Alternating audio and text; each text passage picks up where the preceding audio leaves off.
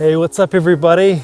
Not on my usual spot today in the old dining room table with the mic, so it's Rooney Unplugged today, out for my walk on Christmas Day.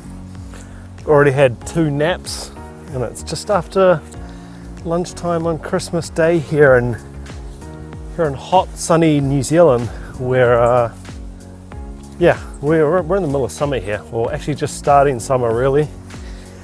So yeah, that'll hopefully fry your brain to think of, we often do like barbecue at the beach here for Christmas, that type of thing. I know it's traditionally like a white Christmas kind of theme in North America, and cold as well in the UK, right? So yeah, and we're a day ahead, so we're in the future here in New Zealand. And yeah, I just wanted to say Merry Christmas, and I hope everyone's doing good. It's been quite the year, still got a few more days left as well, so who knows what else is in store for 2020. Has been, I mean personally, it's been quite a good year. It's been a great year. I don't say that to try and rub any salt into any wounds. I know that a lot of people lost their jobs and some people lost their lives over what's gone on this year. So I definitely don't mean to downplay that, but yeah, I feel very lucky to be in this country, and obviously we're in the middle of the South Pacific, in the middle of nowhere. So we've avoided a lot of the drama. We've only had, I think, 10 to 12 weeks of lockdown in total, that was a strange time. And I know some people are still in lockdown or in and out of lockdowns depending on where they are. So man, I really feel for you all out there, and hopefully my channel has given you a little bit of light entertainment to take your mind off some of the madness that's going on. So yeah, hit me in the comments. I'd love to know where you are, where you watch me from.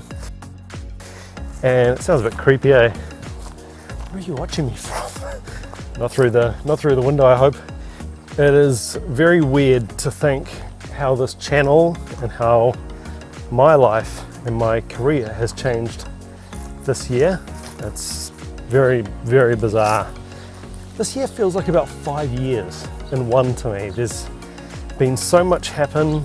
I'm an obsessive learner, and I listen every day religiously to the most up-to-date business and podcasts and audiobooks and all that kind of stuff. And one sentiment is that everything that's happening was going to happen. It's just that the process with COVID has intensified it or sped it up, probably a more accurate way to put it. So all of this was coming. It's just that now the process has been sped up and we're here. We're here now, whether you like it or not, whether you're ready or not. We're in this new, strange world. And I guess you could long for how things were before. I'm not so sure about that. I think it's an opportunity for a bit of a reset, do things better. It was pretty unsustainable, I think, the way that unsustainable and reckless, that'd be my words for describing how human beings were living. And before March of 2020, and I think we've all had a big wake-up call. I do get the feeling a lot of people can't wait to get back to normality, which I understand, but I really do hope that normality looks a little bit different. I don't know. I don't want to get too deep and meaningful or existential, but I think some things did have to change, and it's been quite the year for that. I'm gonna turn around here. Might be getting a bit of sun on my face. Obviously, with the reactions, that really took off and caught on with people. I'm gonna tell you a little bit of a story. My arm's getting a bit tired. Let's do that. I'm gonna tell you a little bit of a story about how that started. It's quite strange. So it was right at lockdown, and I mean, being a gigging musician, teach 6 days a week, all of that stopped.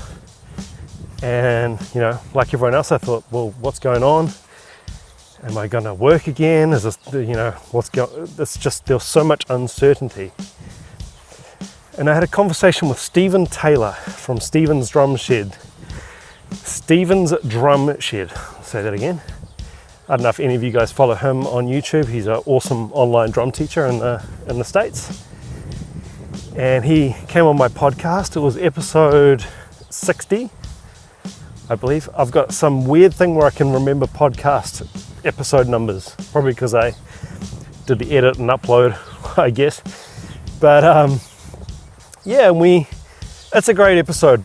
I don't want to blow my own trumpet, but his content was so good. I strongly recommend checking it out. He was talking about, this was right on lockdown, and we were talking about 20 things you can do, you can still do when you're in a lockdown situation. And his big thing was, you know, don't panic, and it was obviously focused on music stuff. And I think one of them, looking back, subconsciously resonated with me. Because since going to jazz school, finishing that in 2009, I think I've just been full steam ahead, teach, gig, teaching 6 days a week, gigging relentlessly on and on and on and on, without ever stopping to actually look at what I'm doing. So it was a good chance to stop and look and reevaluate everything I'm doing, try different things. And one point Stephen made, he said this is a time where you can do some critical listening. And I think subconsciously that seeped into my being. And I thought, yeah, I haven't been doing a lot of that. Do a lot of transcribing for students, often on, you know, random stuff that they have to learn for a school project or a band or whatever. But just for myself, listening and forcing myself out of my comfort zone and listening to different things. And I can put my hand up and say I've been really guilty of it. You know, I get comments on the channel like, oh, that's there's no way you haven't heard this song. And I can 100% promise you, if I'm saying that on the video, I haven't seen it. Because you'll see on the videos where I have seen the clip before, like the early ones I did, I had seen those before. That's why I'd picked them. I was waiting for recommendations for stuff that I didn't know. So I picked my favorite videos. So my first one was a few weeks or a week or so after that conversation with Stephen Taylor. It was stuff like the Vinnie Colaiuta showcase. That was the first video I did, which is one of my favorite drum clips of all time. Absolutely insane. And I had seen it. I said that on the video that I've seen this before. But you know, I just listened to it critically with some great headphones and importantly, a cup of coffee. And taking time for yourself to actually critically listen to music and listen to something different. I mean, I'm really guilty. I'm a Jeff Porcaro freak. So, I mean, you can go through Jeff's discography and that's it. You can just get stuck on that because he recorded so many thousands of songs. So I'm guilty of that, you know, sticking with guys like Jeff Porcaro, Steve Jordan, Matt Chamberlain. So a lot of these drummers, change your hands again. A lot of these drummers I just didn't know. And there's been so many amazing ones. I mean, I wouldn't even like to start listing them because there's just been so many. And that's been a really positive outcome of all this. Not to mention, obviously, clearly, got a lot of subscribers, I got a lot of people watching the channel, which has to be good.